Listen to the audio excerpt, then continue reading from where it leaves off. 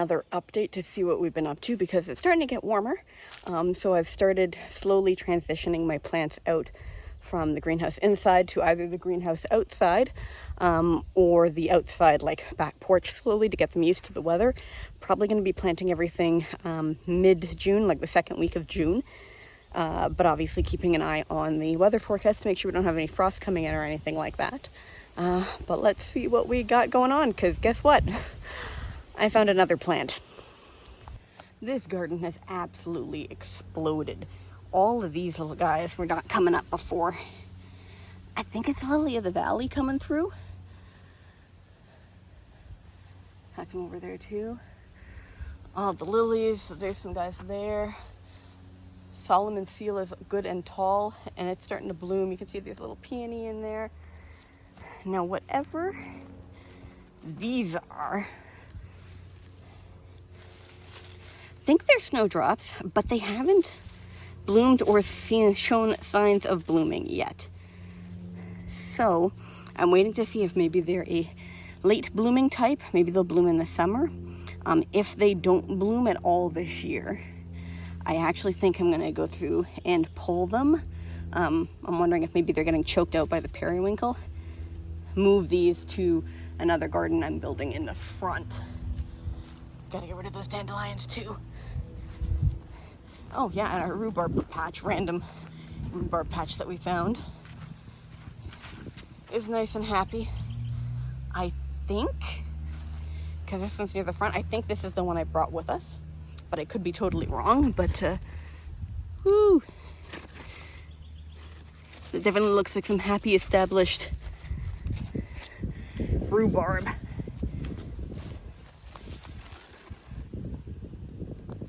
Now, because I'm not 100% sure what variety of peonies any of these are, there were a bunch of like tomato rings left over by the vegetable garden when we moved in, so I've got a bunch of them and I've put all the peonies in rings, because there are some varieties that I know, my mom used to grow them, where they'd have these big beautiful round blooms, and the second you had any wind or it rained, the flowers would become too heavy and the whole peony bush would kind of like flop over. So we're starting to see some buds happening, so maybe soon we'll know what they are. And then if they're a variety where I don't need to worry about the rings, I'll remove the ring. Otherwise, I will leave them there so they have a ring ready to go each year. You can see we got some hostas coming up over here. That looks like they're all lilies of some kind. Pretty sure our mystery spiny thing is a rambler rose of some kind. So we're going to see how that comes in, especially with the peony right there, which I still need to get a ring around him. Just because I'm wondering if, with them being right there, they might overcrowd each other. Maybe I'll be moving that one rose bush to the other side where it's a little bit more empty. But we'll see what happens as they come up. And right along this edge here, a couple little sprouty things. So I got some strawberries from my cousin, and I'm going to trim the edge of this garden in strawberries for now, because I've learned that you need to move strawberries every 3 years because they'll deplete the soil. So for now they are going to be here, and then probably in about 3 years when I gotta move them, because this will be just enough for me and my husband for strawberries for snacking and stuff. In 3 years when I gotta move them, I'll probably have a better idea of where I can permanently put them, be it the fruit orchard we're doing on the front garden, or maybe creating a bed because we have all that extra space on the side permanently back in the vegetable garden. So we're in the outdoor greenhouse right now. You can see I've got some fabric felt there for the plants in case we get any flash freezes that I need to worry about any of the little plants. I just watered and sprayed the place down, so I've read that spraying down the rocks in a greenhouse can kind of keep the temperature and humidity under control, so that's what we're doing here. This right here is the honeysuckle from the trellis that looked like it was dead. I have put it in a bucket. When I get some plant food and some other things for when I plant the lilacs, I'm going to add some of it to here. I'm going to see if we get any life.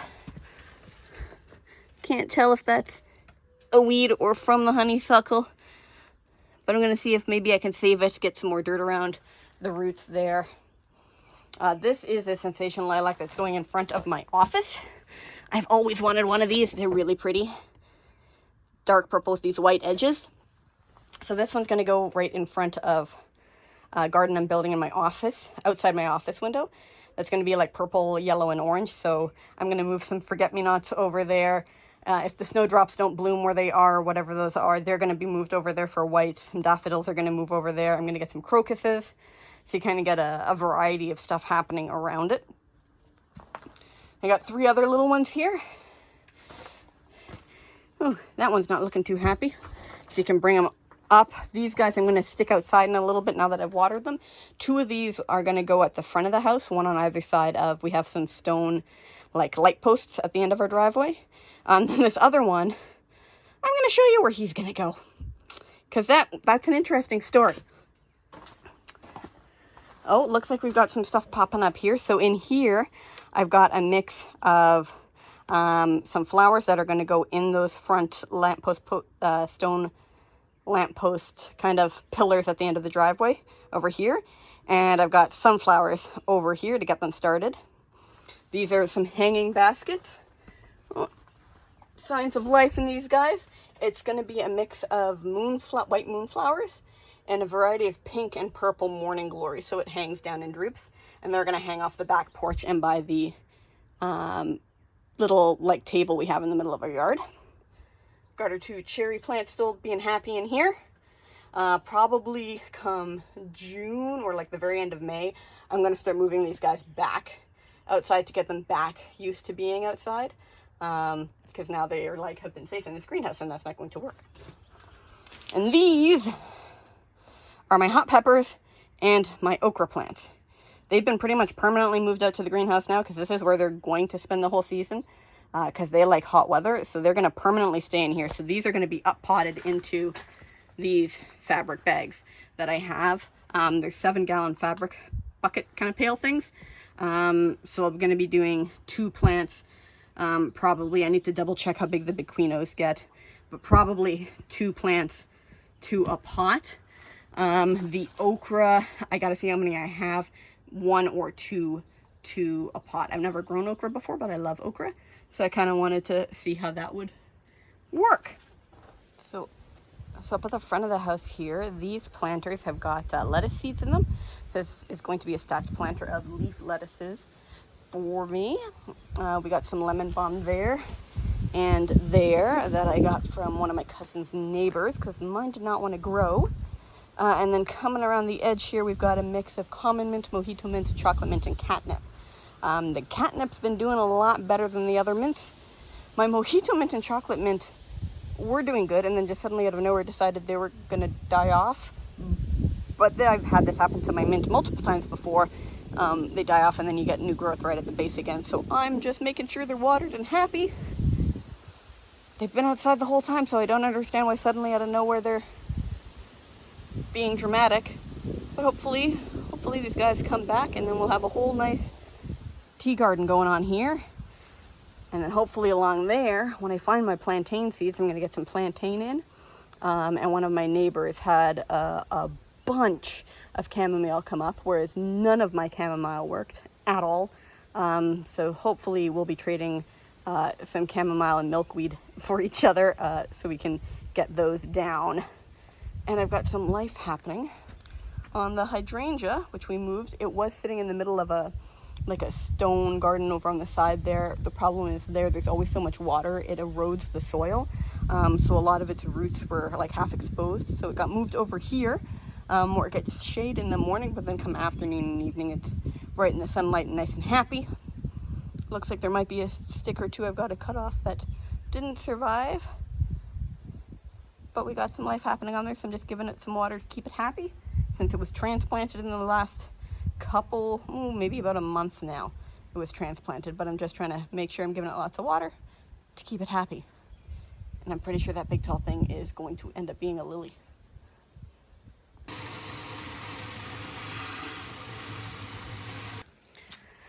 So in our magically found stuff over here,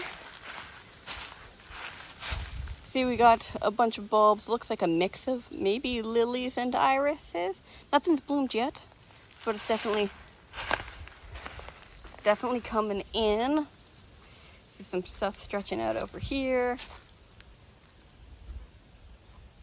And then over here, constantly wet, full of ferns. That's actually where our drain is there. So it looks like I got to do a little bit of cleaning up, getting some growth off the base of these trees. See what in here just needs to be yanked to free up some space, because what we'd ideally like is this to be like a little close to the house foraging patch, because we got from my cousin, who got from one of her neighbors, I got some wild ginger and some ostrich ferns. So ostrich ferns, when they're coming up and they're still tightly wound up, are fiddleheads. They're the edible fiddleheads. So put those in, give them a couple years to settle themselves in, and then as they get bigger we can split them up, and then hopefully this patch here we can just have some wild ginger, some fiddleheads, and possibly some ramps, because we've also got the ramps that we managed to forage from somewhere. Again, thanks to my cousin. They're very sad, but they're in there, and then hopefully over the next couple of years they will get a little bit bigger too. I also cleared out, you can see there's some stuff cut down, so we've started clearing out some of the random trees that are either dead or they're like these baby little stick saplings that are seedlings from the nearby trees, to kind of open it up and get some more airflow in here. These look to be currants, so I'm gonna leave them and see what happens with them, because if they are currants, I love currants. I'm gonna let them do their thing over here, or possibly move them over there, because that hill that's filling in is where we put the black raspberries. So chances are I might dig up that root ball there, and put the black raspberries right there. These are some daffodils that have been in the shade and are rather unhappy. These guys, they didn't really bloom. I only got 1 or 2 blooms out of them, and I think it's because they're so shaded here. So they're actually going to be dug up, and they're going to move over in front of my office and get added to that lilac garden I'm building. These pine trees are going to go. Pretty much any pine tree that's got a little tie on it, we're trying to get rid of. We sold a couple of them, but we have like over 80 or 90 on the property that we want to get rid of, so I'm literally going to start digging them up if they're in my way and getting rid of them. This patch right here, I have a native wildflower mix that I'm literally just going to make this wildflowers, so there's some happy color over here. And then as they come in, the bachelor buttons and the daisies, I'm going to take and put over in the poppy garden over there. We've got some ornamental poppies over there. I'm going to plant some Shirley poppies, a pink, red, white mix to go in there. And I just really like the look of like the pink, orange, red, blue, white. So the bachelor buttons and daisies are going to kind of go over there. And the oriental poppies will come back every year. They're perennials, but then the other guys, the bachelor buttons, the Shirley poppies, they kind of like self-seed, so you just kind of let it do its thing and they'll be happy. So I mentioned that I had an idea of where to put the 4th lilac, and it might end up over here somewhere. That tree might actually end up getting ripped out, and I might make a little garden either here or maybe put it over there. So you've kind of got like a little open area here. You've got your sand cherry, that garden there, this plant here, that big tree there, the other lilac over there, maybe kind of creating like a little garden space. Because this is a lilac. I bought 4 Sensation lilacs. And this is a lilac. It doesn't look like it was properly pruned last year because there's still a bunch of dead flowers on it. But it actually, I think I see some buds right up. They're coming in. So the one I got was called a Sensation Lilac. It's both dark purple with white edging. I don't know which one this one is. I'm hoping maybe it's a different variety. And I can have 2 different lilacs set up here. But yeah, actually it looks like I got some fresh blooms forming up top there. So another awesome thing that I got was 5 free nannyberry bushes. So we've got them along the edge of the property here. We're going to kind of basically build a hedge. So we've got some alder trees and then the nannyberries. So there's some flowers. We'll kind of fill in along the edge here. Just to kind of give a little bit more privacy along here, because we do have a fire pit there. But I'm also thinking it just might kind of be nice, especially if I put the other lilac in here, to just kind of have like another garden retreat over here. There is one on the other side of the house that is that stone garden, but another just really nice flower area where you can hang out, not see the neighbors right across the road. But it was through a conservation group that works with local municipalities, and you can apply, and it's first come first serve, and you can pick. There's a huge list of plants, and you pick your top, I believe, 4 that you'd like, and then based on how they come in, they fill them, and if you're lucky, you get 5 free seedlings. So I've got 5 nannyberry bushes, 1, 2, 3, and then they kind of get smaller as we go. 4. I'm just about to water them, make them a little happier. 5. So then back here, this open area is where we're thinking about doing our kind of fruit orchard. So eventually service berries, peaches, I've got the cherries. I stole some, well, I didn't steal. They were generously given to me. I got to dig them up from my cousin's property. Her raspberries were spreading. So I got 1, 2, 3, 4, 5 little raspberries starting there. And we'll just kind of get the posts up with the support, and we're going to create, because we're going to have the edging there, right along here. It'll just be a hedge fence basically of berries, raspberries. Haven't decided if the other end is going to be grapes or maybe blueberries or something yet. Still trying to completely figure that out. Those guys will be gone hopefully soon, but then this would basically just be berries. So you got the raspberries, you got the cherries. I really want service berries and peaches.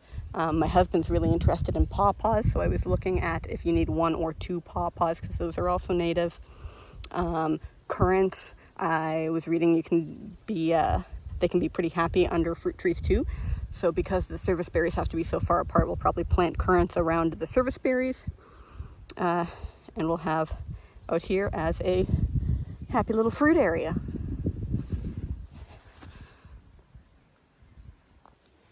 And this is our sand cherry. So I can see there's a lot of crisscrossing branches. Got a bunch of stuff going on in it. So this guy, I'm gonna wait. I have to double check with sand cherries when the best time to prune them is. But I'm thinking this dude here and that lilac are gonna need a lot of love once it is time to prune them, especially since it looks like there's a lot of dead flowers from last season still on that lilac. That's why it's not really filling in a whole lot. So I'm a little bit concerned that I might even have to hard prune it back. And there's also some red dogwood in the edge of the garden that we found way along the back there, that I'm looking at. Looks like it might have spread a little bit, so I might dig up and get rid of some or move, but all the dogwood I'm probably going to be hard pruning back as well in the early spring next year. So there's already buds on it, so I don't want to be hard pruning them now. So I'll have to wait till next spring, but those will all get, once they're all in place, heavily cut back. But I can, definitely see all the little branches that I'll have to kind of clear out of here to make them a little happier and have it spend its energy on blooms. And I'll keep my fingers crossed on the lilac. I can see there's no blooms, so it's definitely still good, but there's not a whole lot of leaves on it. So I might hard prune some of it back. And some of it might still be okay. We'll have to see. Like, it looks like there's a couple further down that are dead. If all the growth is just at the top, it might be something where I hard prune pretty much most of it back other than 1 or 2 healthy trunks, and see how it goes.